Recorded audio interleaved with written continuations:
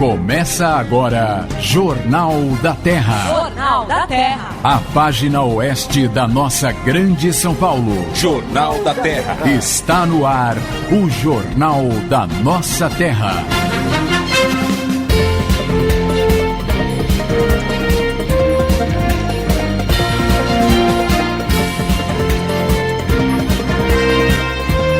Alô, São Paulo! Uma boa tarde para você que sintoniza o AM 1330. Uma boa tarde para você que esteve até agora com o Cacá Rodrigues. A partir de agora aqui no AM 1330, mais uma edição do Jornal da Terra. Nesta quinta-feira, dia 16 de janeiro de 2014. A edição 267 do Jornal da Terra, diariamente monitorando a região, esclarecendo os fatos, cobrando as autoridades, servindo o povo da região oeste da Grande São Paulo, fazendo rádio na essência, interativo, companheiro, prestador de serviço, entrando diariamente na sua casa para levar a boa nova, até mesmo quando a notícia não é exatamente boa, porque pior do que saber aquela notícia ruim é ser privado dela. E assim ser escravo da desinformação. E onde não há informação, mora a especulação. A sua cidade é nossa notícia. Jornal da Terra. Edição 267 do Jornal da Terra. Estes são os destaques. Proposta proíbe eleição de parentes para cargo de suplente de senador. O deputado João Paulo Cunha, aqui da região, já está em Osasco para ato de desagravo e também para aguardar ordem de prisão. Fim de semana em Osasco vai ter Domingo no Parque, com diversas atrações lá no Parque Chico Mendes. Elenco do Grêmio Audax, Grêmio Osasco Audax, é apresentado oficialmente no gabinete do prefeito, hein? Será que o Vampeta deu uma cambalhota lá também?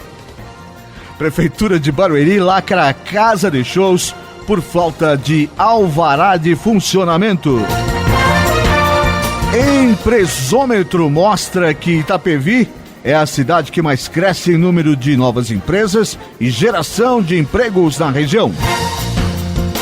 Jandira revitaliza a sinalização de solo da região central e também do viaduto central. Torneio de vôlei de areia vai agitar o verão em Pirapora do Bom Jesus. Jornal da Terra. A apresentação, Rodrigo Lobo. Uma boa tarde para você, são 5h03. Eu fui mexendo nesse microfone aqui, Jefferson Miro, agora ele só pende aqui pro lado direito, hein? Tava quietinho, pronto. Mas aí eu sou pequenininho, cara, precisava de uma coisa menor aqui, viu? Vamos ver se assim vai funcionar. São 5h04. Esse é o Jornal da Terra aqui no AM 1330. Muito obrigado pela sua companhia. Muito obrigado pela audiência. Sempre bom saber que você está do outro lado. Você que nos manda seu e-mail pelo jt@jornaldaterra.com. Muito obrigado pela participação. Você que também liga no telefone 2808-9618 para fazer as suas observações acerca do que é dito aqui no programa, as notícias que são trazidas aqui, fazer perguntas aos nossos colunistas, os participantes fixos aqui do programa. Muito obrigado também para você que acessa as redes sociais, a nossa página no Facebook, o Twitter. Temos um Twitter também, né? Eu estava olhando, nós precisamos fomentar. A palavra fomentar é uma palavra bonita. Vou passar a usá-la um pouco mais aqui correntemente. Fomentar.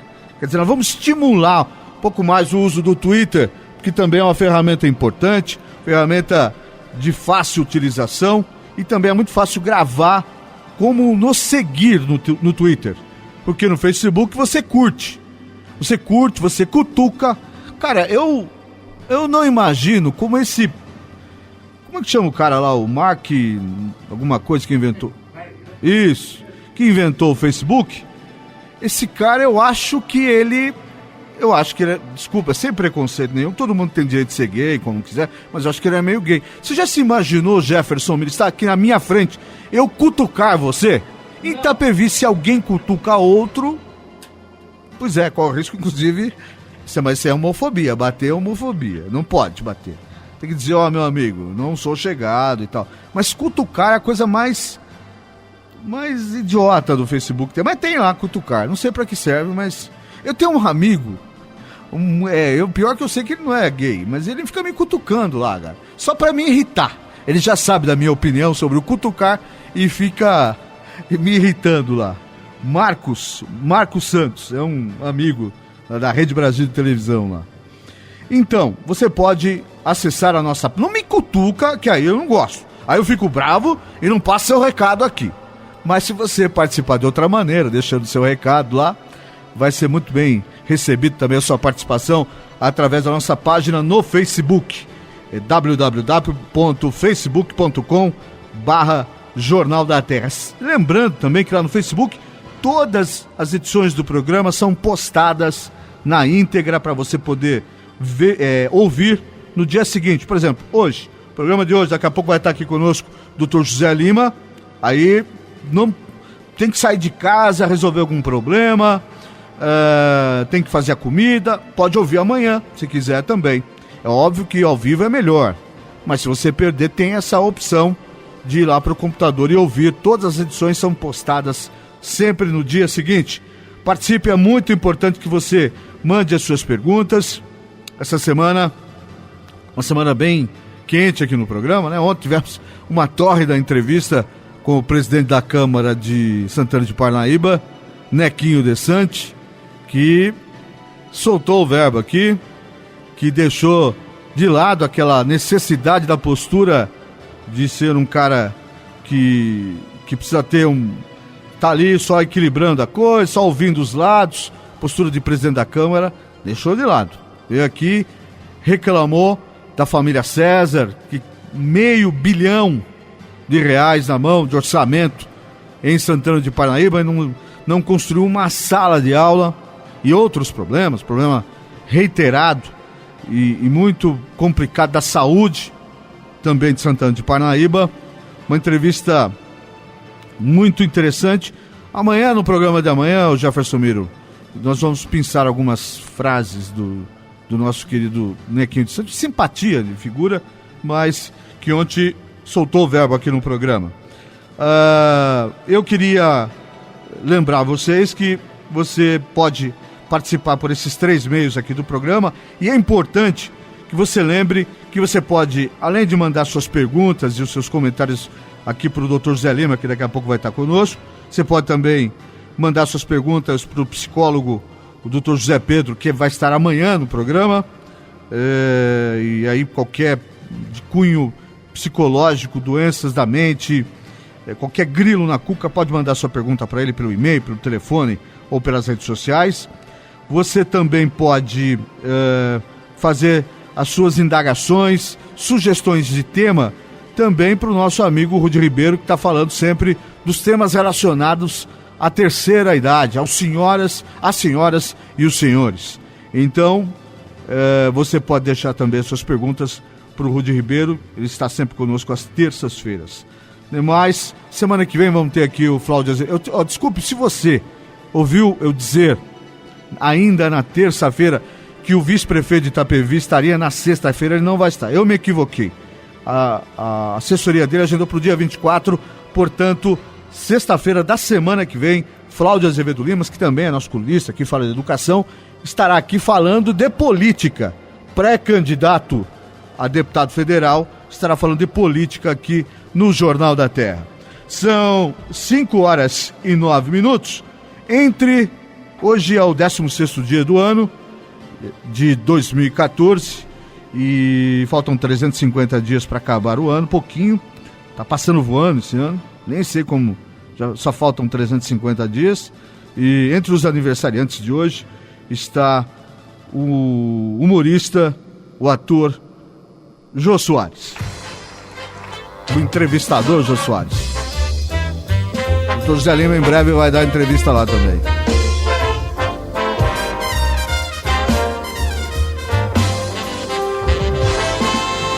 Você vê que os caras inteligentes nascem em janeiro, né? Os craques nascem em janeiro, cara. Michael Schumacher, Michael Chama que se deu mal, né? Mas enfim, mas é inteligente ainda assim, né? Doutor Zé Lima, o senhor tá bem?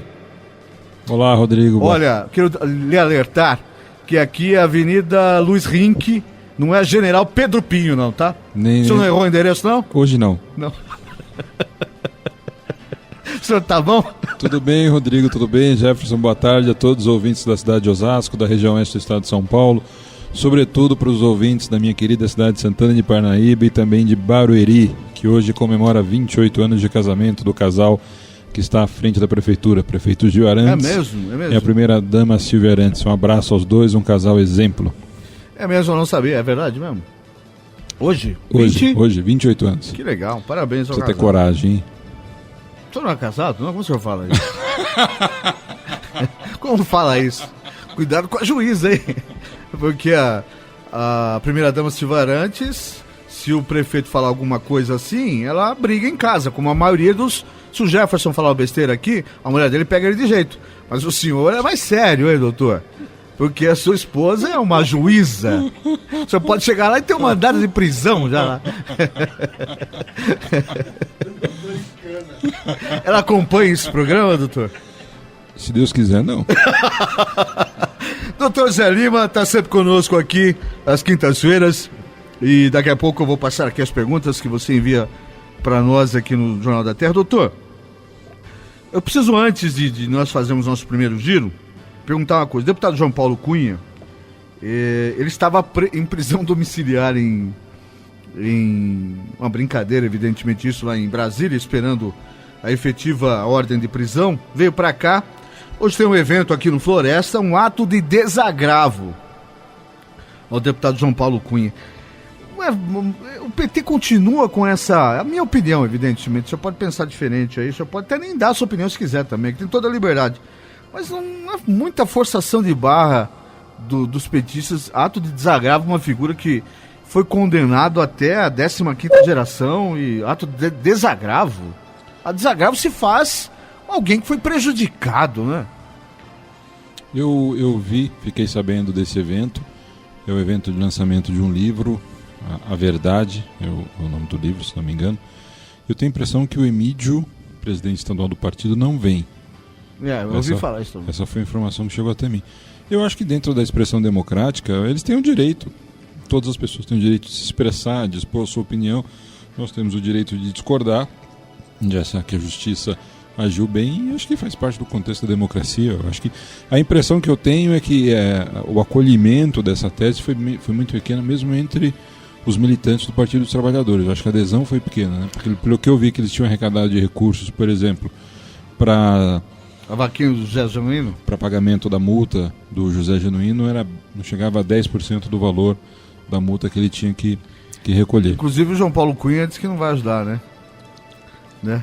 A Ângela Guadagnin, aquela que dançou lá em São José dos Campos, simpaticíssima figura, entrevistei ela na minha passagem por São José, também não ia ajudar.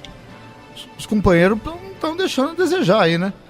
Será que é porque o José Genuíno acaba de alugar uma casa de R$5 mil por mês de aluguel lá em Brasília? Será que é por isso? Não sei, não estava sabendo disso. Né? Porque eu não consigo alugar uma casa de R$5 mil. Você consegue, Jefferson? Doutor, a senhora aluga... Bom, alguém que está com uma... Alguém que está com uma... Quanto é a multa dele lá? Algo em torno de R$400 mil, isso aí, né? R$4 mil, assim, alguém que está fazendo vaquinha para pagar a multa e tem uma despesa dessa, não podia economizar? Aí, doutor, não dá para apertar o cerco? Eu não sou economista, mas eu acho que dá para, né? Acho que o princípio básico é economizar a partir do momento que você vai pedir dinheiro para a companheirada aí, né? Bem estranho esse Partido dos Trabalhadores. Eu tenho pessoas que eu gosto no partido, e o senhor falou a verdade, não vai estar o Emílio hoje pela manhã. Falei com a acho que é Beatriz, que é secretária do Emílio, para ele vir aqui no programa, está agendando uma data, e ela realmente disse que ele não estaria hoje nesse ato de desagravo. Eu já esperava também. Eu acho que, na verdade, o que está acontecendo é a exposição de algumas diferenças internas que existem dentro do Partido dos Trabalhadores. Tenho muitos amigos lá, tenho um profundo respeito por muitos do que lá estão, sei que são pessoas bem intencionadas, honestas. Discordo muito do ponto de vista ideológico deles, de algumas questões, mas eu acho que isso faz parte do contexto democrático. Se eles querem se expressar favoravelmente, expressar o seu apoio, eles têm o direito de expressar, mas dentro mesmo desse conceito democrático, é a justiça quem dita as regras. É a justiça que determina quais são os parâmetros que têm que ser seguidos. A justiça determinou, como eu já cansei de ouvir, revogam-se as disposições em contrário e cumpra-se. Como o senhor avalia o nosso presidente do STF ter viajado e não ter expedido a ordem de prisão? O que o senhor acha que ele esqueceu? Não, eu acho que, na verdade, essa ordem, ele mostrou uma enorme preocupação e um enorme cuidado em seguir todos os trâmites legais para deixar poucas brechas, principalmente a partir do momento em que houvesse a expedição do mandato de prisão, para que ele fosse efetivamente cumprido. Então, eu acho que talvez o tempo para todos os trâmites não tenham sido, e ele deixou isso nas mãos da ministra Carmen Lúcia. Que chegou-se à conclusão que ela não vai fazê-lo, né? Vai esperar a volta do próprio Joaquim Barbosa. Por fim, para nós irmos para o nosso primeiro giro de notícias, ontem esteve aqui um outro morador de Santana de Paraíba, que o senhor bem conhece, o presidente da Câmara, Nequinho Desante, e veio aqui e mudou radicalmente o discurso, viu, doutor? Sério? Eu estava trabalhando ontem e não tive oportunidade de ouvi-lo. Então, ainda não baixei E ele falou exatamente de todos os desmandos da família César. Em novembro ele esteve aqui conosco e foi bem contemporizador, foi um discurso bem equilibrado. Dessa vez não que fora desequilibrado, mas ele soltou o verbo agora. Ele falou de tudo que está acontecendo. Foi uma entrevista que, sob a ótica de fazer o entrevistado falar, foi muito bem sucedida. Evidente que ele falou o que quis, né? Ninguém obrigou ele a falar. Mas é candidatíssimo a prefeito lá, hein, doutor? Na sua cidade. Deu para ver isso. Eu acho que nós temos um ponto em comum. É uma ideia que eu expressei já em todas as eleições lá. O meu enorme desagravo em relação ao prefeito eleito César, depois teve mandato cassado, em relação ao candidato Elvis César, que teve a sua candidatura impugnada. Eu acho que foram equívocos a forma como as eleições ocorreram, acho que faz parte da democracia. As pessoas que estavam envolvidas na campanha, direta e indiretamente, tanto no fomento quanto na participação política, sabiam que eles seriam cassados, sabiam que eles teriam problemas gravíssimos com a justiça e que eles não conseguiriam assumir o cargo, e mesmo assim tentaram levar essa candidatura a ferro e fogo à frente, ou seja, tentaram cometer um estelionato eleitoral. As pessoas que trabalham dessa forma têm um profundo desrespeito pela democracia. As pessoas. E quem desrespeita a democracia desrespeita a base de toda a democracia, que é a vontade da maioria da população. Desrespeita a população. Sobretudo quem trabalha num país como o nosso, pobre, com uma série de agravos sociais, com diferenças sociais gritantes, com uma enorme dependência que as pessoas que são mais carentes têm em relação aos serviços do Estado, principalmente na saúde, educação, mobilidade urbana, infraestrutura, desrespeita essa população mais carente. Então, quem tem essa percepção, quem tinha informação de que eles teriam problemas com a justiça, de que eles seriam cassados, que eles teriam candidatura impugnada e mesmo assim continuam apoiando, foram cúmplices de uma tentativa de estelionato eleitoral. Essas pessoas também não podem ser mais votadas na região. Quem subiu no palanque ao lado do Elvis César, ao lado do César, sabendo que eles seriam condenados, não podem mais receber votos das pessoas dessa região. Nós precisamos mudar essa condição. Não é só Santana de Paraíba, nós precisamos melhorar toda a região, nós precisamos melhorar o estado de São Paulo, precisamos melhorar esse país. As pessoas de bem precisam tomar as rédeas dos seus destinos. Nós não podemos mais permitir que pessoas que não acreditam na justiça ou que acham que podem comprar a justiça, que se acham acima da lei, continuem mandando. Chega. Eu acho que cada vez que você vê uma notícia que uma criança morre por falta de atendimento, que uma pessoa morre por uma condição inadequada de infraestrutura urbana, que uma criança deixa de participar de uma atividade escolar, que não tem uma educação adequada, que os nossos resultados de educação são mostrados para o mundo todo como péssimos, eu acho que toda pessoa de bem fica revoltada. Não dá mais para compactar com essa situação e achar que é assim mesmo. ficar olhando para isso e ficar deixando essas pessoas se perpetuarem no poder.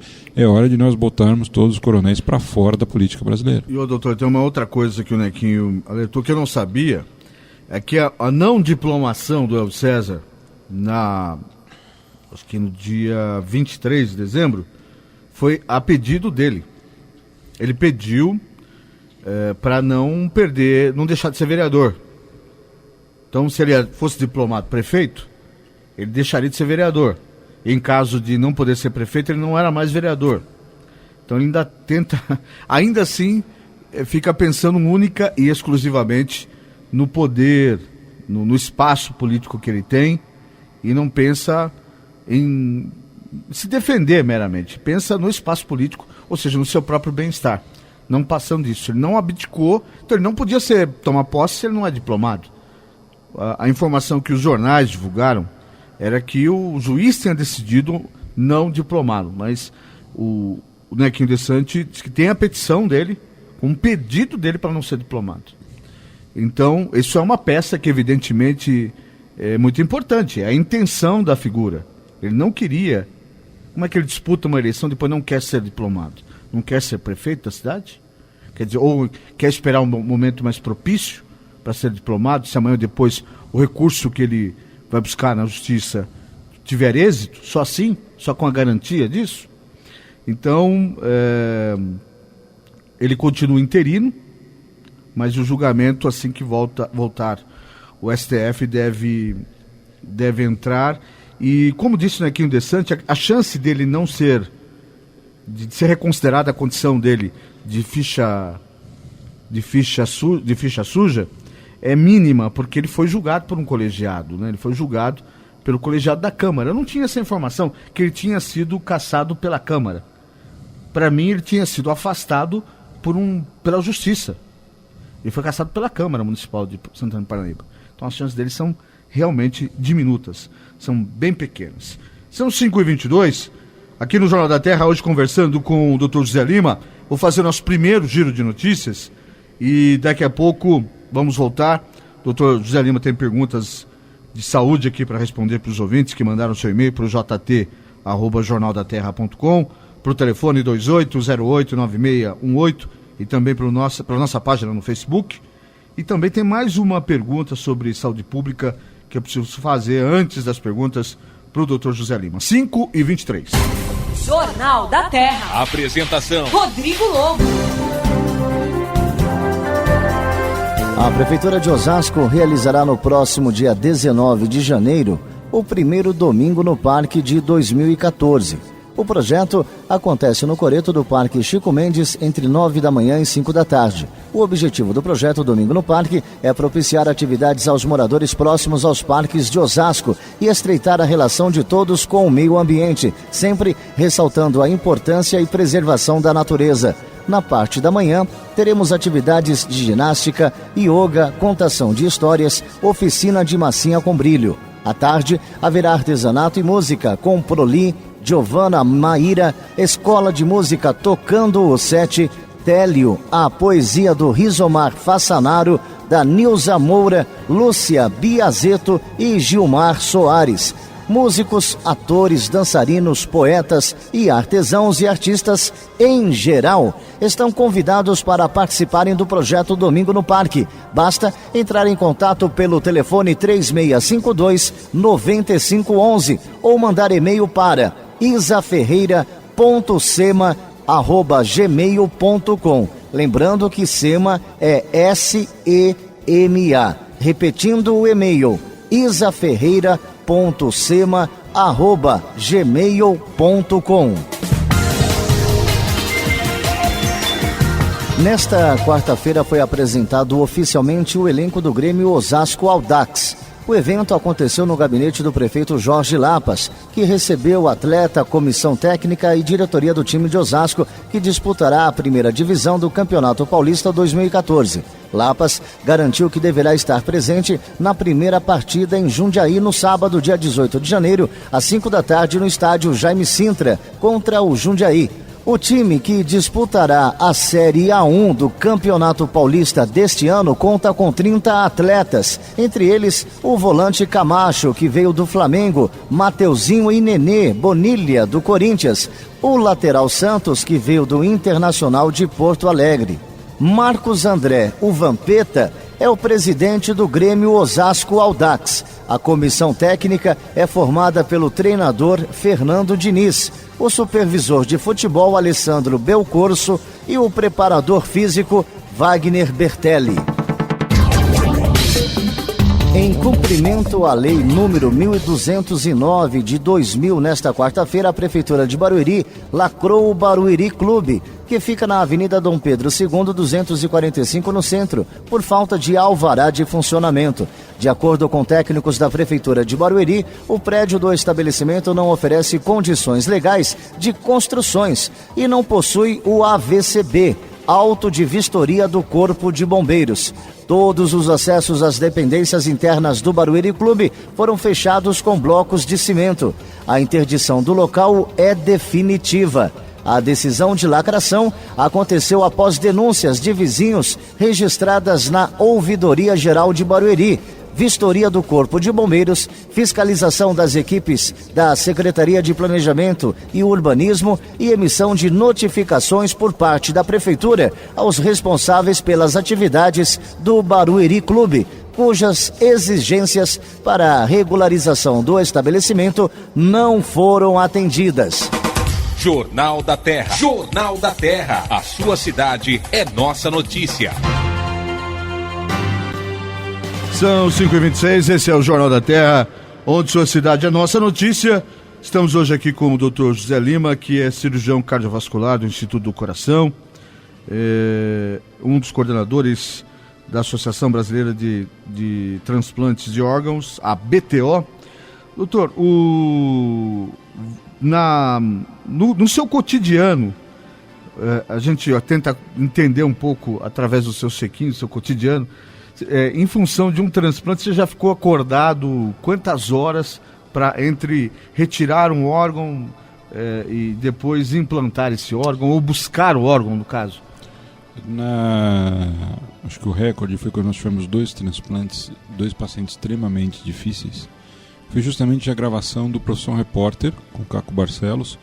Começamos na quinta-feira de manhã, a gente estava chegando no INCOR para assinar alguns documentos lá com a secretária e sair para o Congresso Brasileiro de Cirurgia Cardiovascular, que é mundial de cirurgia cardiovascular, estava sendo aqui em São Paulo, e aí entrou um doador, não fomos para o Congresso, viramos da quinta para a sexta, da sexta de manhã entrou mais um, viramos da sexta para o sábado. Nossa. E do sábado à noite para o domingo reoperamos o primeiro. Então começamos na quinta-feira por volta das 10, 11 horas da manhã. Foram os 2 transplantes mostrados, toda a sequência no Profissão Repórter, com o Caco Barcelos, com a Júlia Bandeira, grande figura, grande jornalista, e saímos no domingo às 14 horas, mais ou menos, do hospital. Nesse intervalo você dormia lá umas 4 horinhas? Não, fomos direto. Mas como, doutor? Fomos direto. E aí? Tomavam uns Red Bull, o que fazia lá? Porque... O tempo passa tão rápido que você nem percebe, nem se dá conta. Nesse dia eu saí tão cansado que eu desisti. Eu entrei no carro, no estacionamento.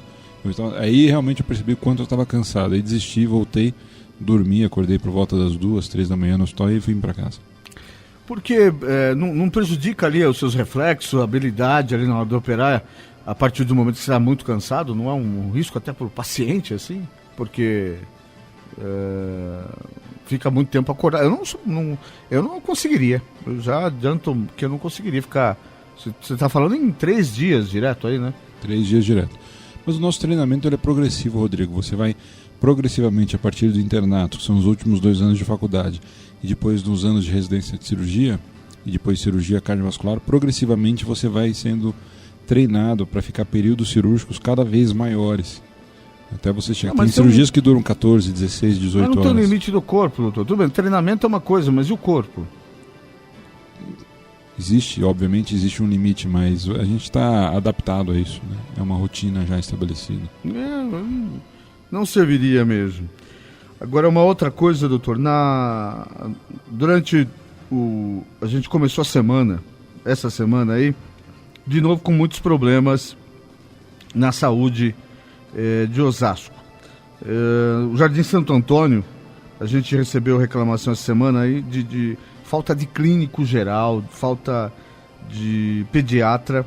Nós sabemos, quer dizer, eu ouvi dizer, pelo menos de alguns secretários de segurança, que contratar pediatra é um problema constante. Não sei se falta profissional, mas o que me surpreendeu é faltar clínico geral. Osasco não está recebendo, né, os médicos cubanos, e aí não está faltando clínico geral? Faltam sim, Rodrigo. O grande problema quando você trabalha com instituições, seja municipais, estaduais ou nível do governo federal, um pouco menos, que trabalham com a administração direta, a nossa Constituição Cidadã de 88 acabou introduzindo 2 pontos importantes na administração direta na área da saúde, que são a Lei 8666 e a Lei da Isonomia.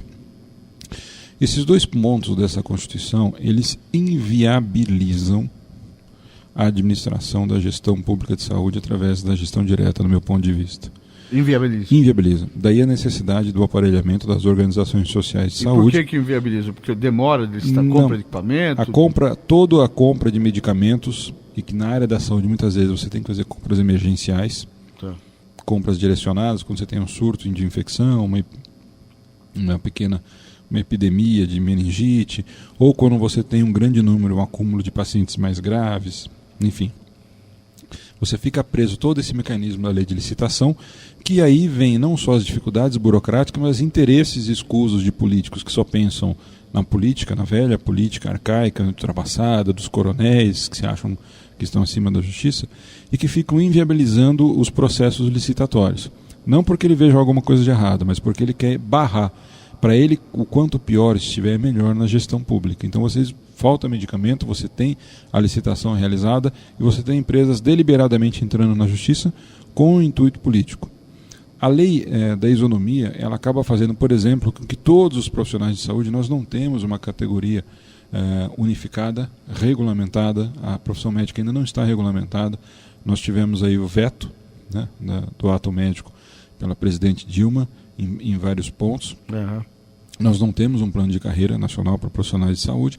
Então, o que acontece? Um profissional de saúde que está numa determinada categoria do governo do estado, se ele for trabalhar na região da Avenida Paulista, ele recebe um salário por 20 horas, por 40 horas. Se ele for trabalhar na região mais distante do estado de São Paulo, ele vai receber exatamente o mesmo salário. Então, todas as áreas periféricas, todas as áreas mais distantes do centro de São Paulo têm dificuldade em encontrar profissionais. Principalmente pediatras, isso já há alguns anos, porque estão se formando menos pediatras. Há uma demanda no mercado. Há uma demanda no mercado, quem está me ligando aqui, grande amigo Celso Russomano. Há uma demanda reprimida. Só um minuto, atende para mim aqui, Jefferson. Fala que eu estou no ar.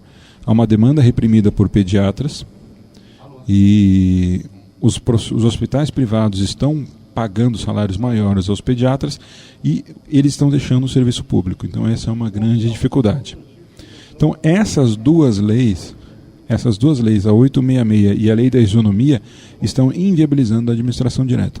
Eu sou testemunha viva do enorme esforço que o prefeito Lapas tem feito para melhorar a saúde de Osasco, que o secretário de saúde tem feito para melhorar a saúde de Osasco. Não é fácil. Né? Nós estamos ali com um processo de melhoria do Hospital Municipal Antônio Gílio, com toda a dificuldade, com toda a demanda reprimida que tem na região. A tendência é que nós tenhamos uma melhora significativa num espaço muito curto de tempo, mas isso demora. Nós tivemos, por exemplo, só para que a população de Osasco saiba, aqui no Hospital Antônio Gílio, nós tínhamos 4 pacientes em UTI, mais 2 pacientes na enfermaria com marca-passo provisório, que tiveram um problema de coração e estavam precisando colocar um marca-passo definitivo. E que nós não conseguimos encaminhá-los para os hospitais de referência, que eram todos estaduais, por um viés político. Certo. Nós não conseguimos. Então nós tínhamos um paciente lá internado há 2 meses. Se você fizer uma avaliação de custo desse paciente, esse paciente já tinha custado aos cofres da prefeitura mais de R$200 mil. O implante de marca-passo não sairia por nem R$18 mil pelo SUS. Então, o quanto a prefeitura tem de prejuízo, o quanto essa pessoa teve a sua saúde prejudicada por um viés político. Por quê? Aqui, como nós temos uma gestão do PT, não conseguimos encaminhar, que deveríamos conseguir, independentemente da bandeira política, para um hospital do governo do estado na cidade de São Paulo, porque lá nós temos um governo do PSDB.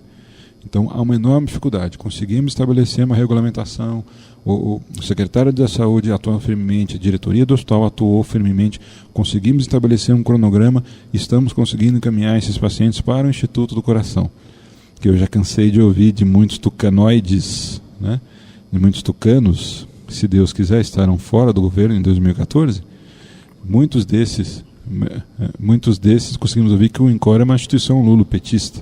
Não, o INCOR não é uma instituição lulopetista, o INCOR é uma instituição humanitária, de prestação de serviço independentemente de coloração partidária, né? Então é uma instituição que deveria ser muito mais valorizada do que tem sido já nesse governo, né? Que infelizmente só olha com bons olhos para o Instituto Dante Pazanese.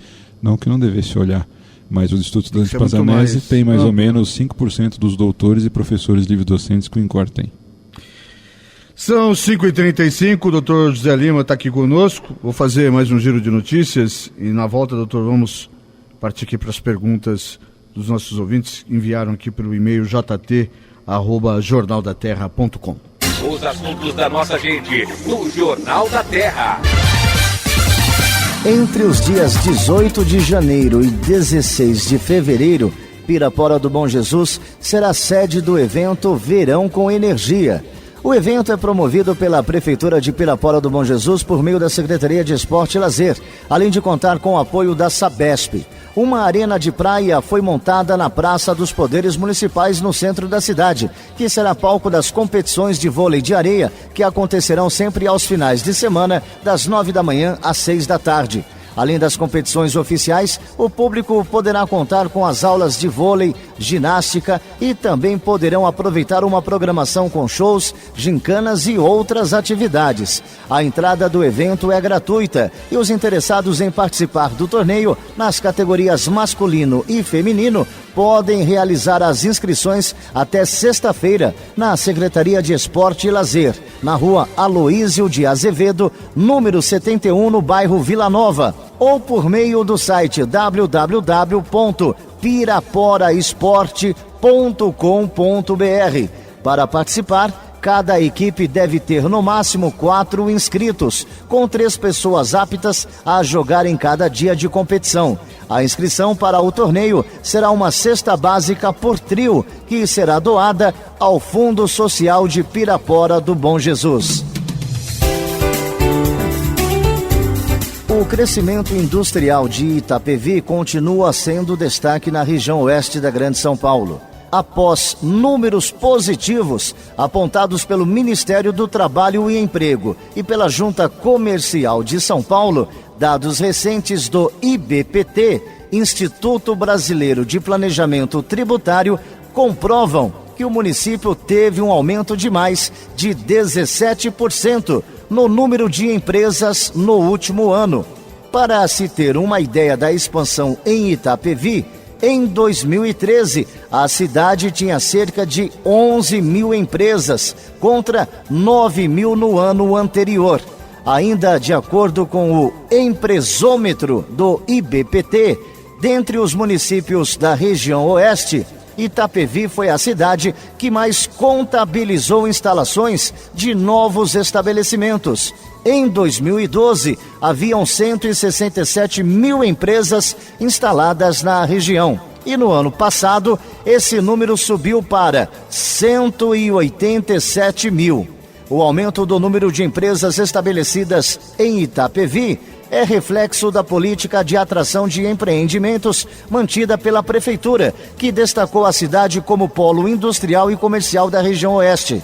Itapevi possui hoje um dos maiores orçamentos da Grande São Paulo, muito por conta do ISS recolhido das empresas do setor de serviços.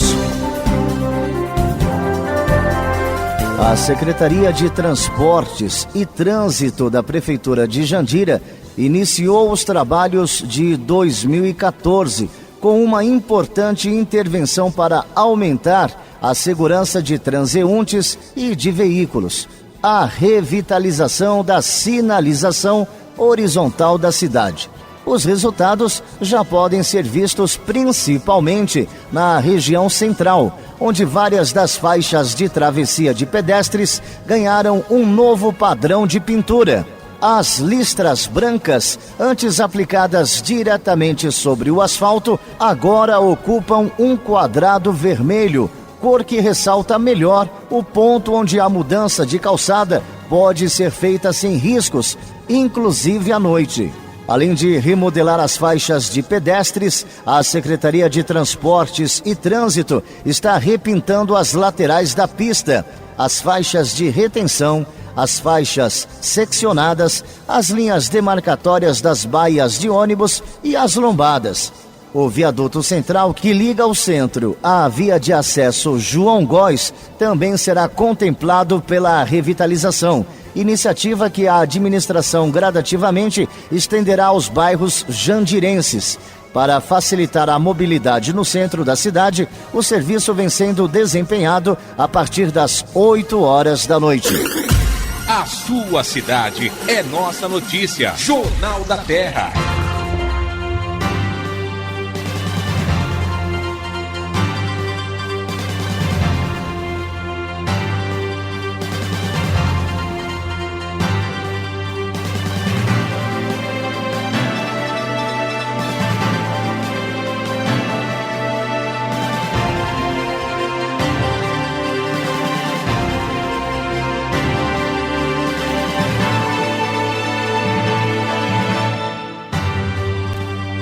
São 5h41, esse é o Jornal da Terra, onde sua cidade é nossa notícia.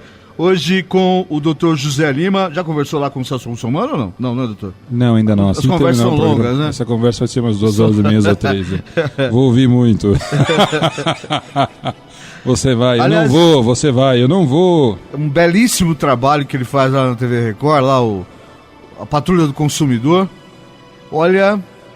Primeiro, dar os parabéns à TV Record, porque para uma emissora, qualquer que seja, rádio, TV, comprar briga com... E eu já vi lá que ele já bateu em anunciantes, vamos tratar dessa forma, empresas de grande porte, por coisas pequeninas, mas que são de direitos do consumidor.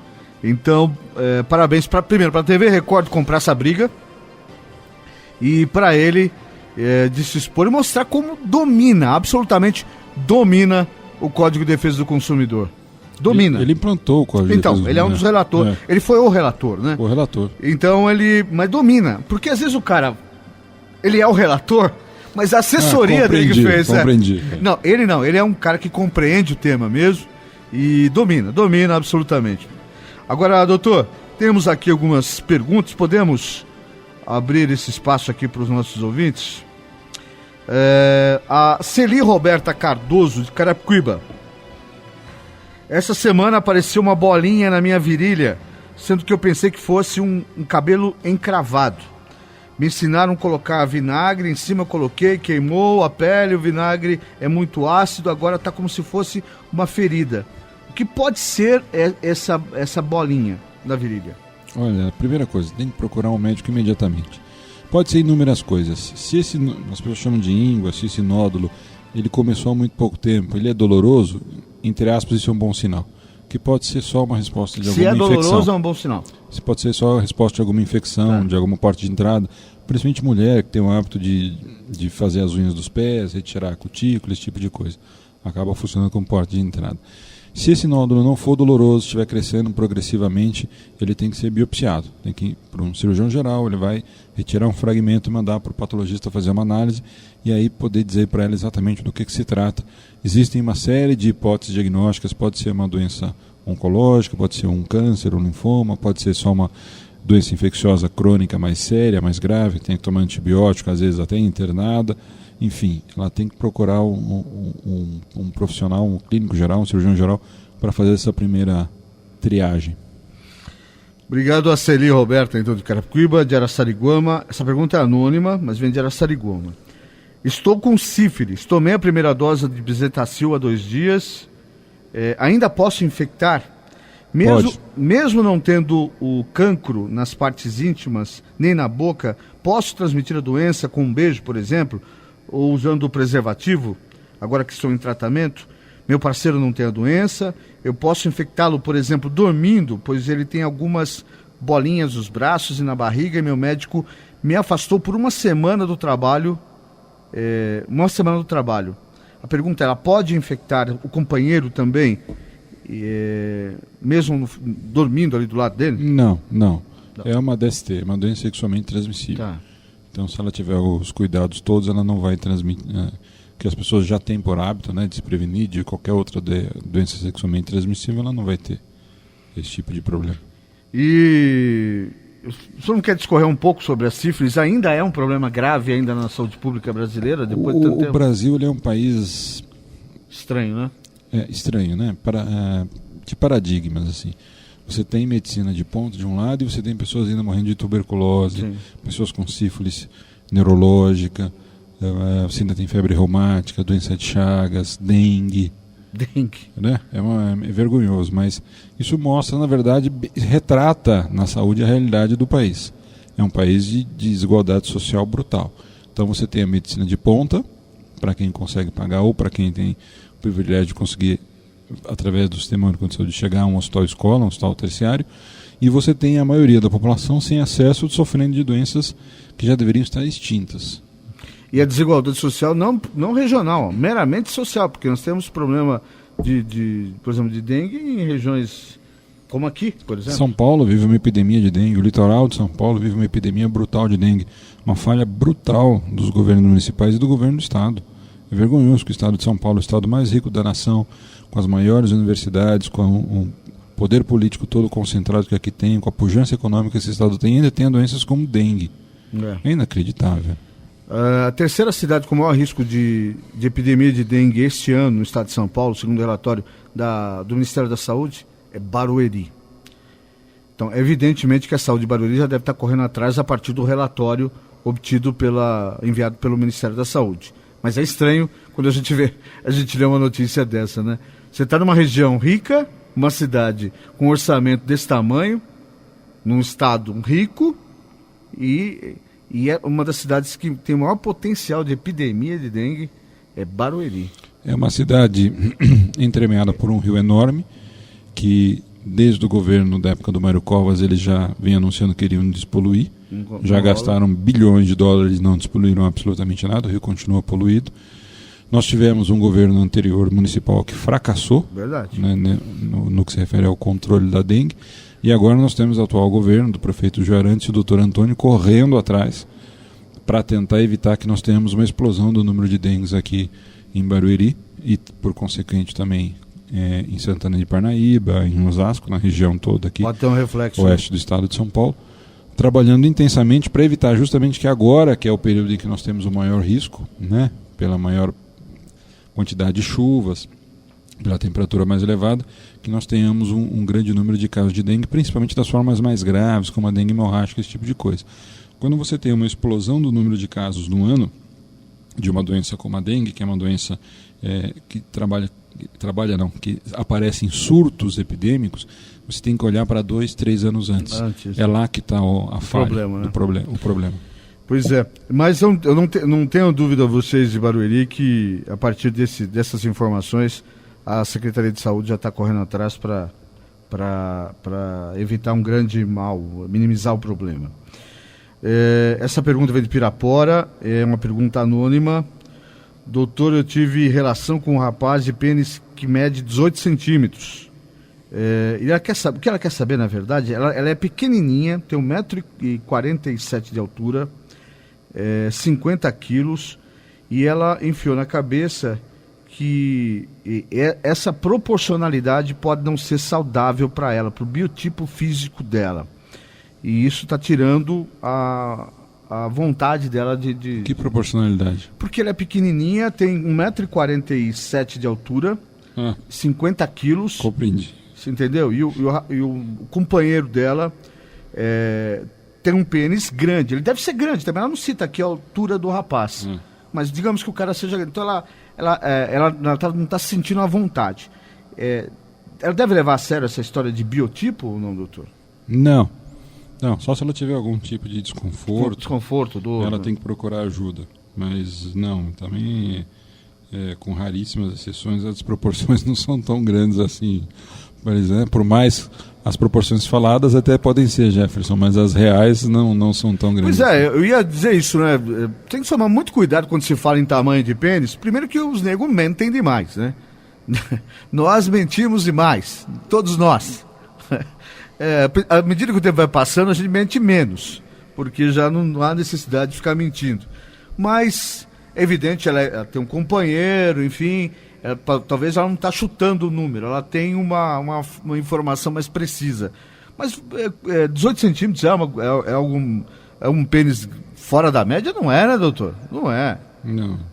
Eu ia até dizer que eu estou na média. Está bem na média, assim, não é uma média alta, média. Eu acho que talvez... Então, a questão é ela só avaliar se não tem dor, né? Porque, do caso contrário, ela não tem que encanar com essas coisas, não, né? O único problema que pode ter é a dor. O único problema é esse. Desconforto. Né? De qualquer forma, muito obrigado pela confiança em mandar a pergunta para cá. Espero que a resposta tenha sido satisfatória. Essa pergunta agora é da Olívia Ferreira Santos, de Sorocaba. Ouvi falar que se mantermos o mesmo peso durante um ano, o risco de sofrer o efeito sanfona é raro. Tenho 1,63 m e vivo oscilando o peso. Consigo manter 49 quilos por 5 meses ou mais, depois acabo voltando para 54, raramente 55. Se eu mantiver 49 quilos por um ano, consigo não sofrer mais desse chamado efeito sanfona. Ela coloca como informação aqui que ela faz caminhada, come frutas, não bebe, tem 35 anos, aparenta ter 20. Então tá muito bem, parabéns para você, Olivia. O Jefferson também é um cara que tem 70, aparenta uns 60, assim, mais ou menos. Enfim.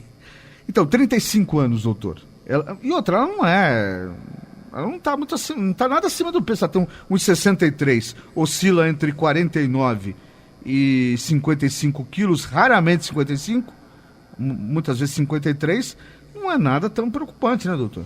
Não, ela não está considerando única e exclusivamente as medidas antropométricas, aí, ou seja, peso, altura, relação peso-altura, ela não está acima, não. Acho que é mais uma distorção de percepção. E essa coisa do efeito sanfona, ficar um ano... Isso é verdade. Estável, é verdade? Se a pessoa conseguir, na verdade, ao redor de 2 anos... 2 anos. Ela readequa toda a sua atividade metabólica, né, em função da sua dieta, dos seus gastos, e aí o risco de ela voltar a engordar é bem menor.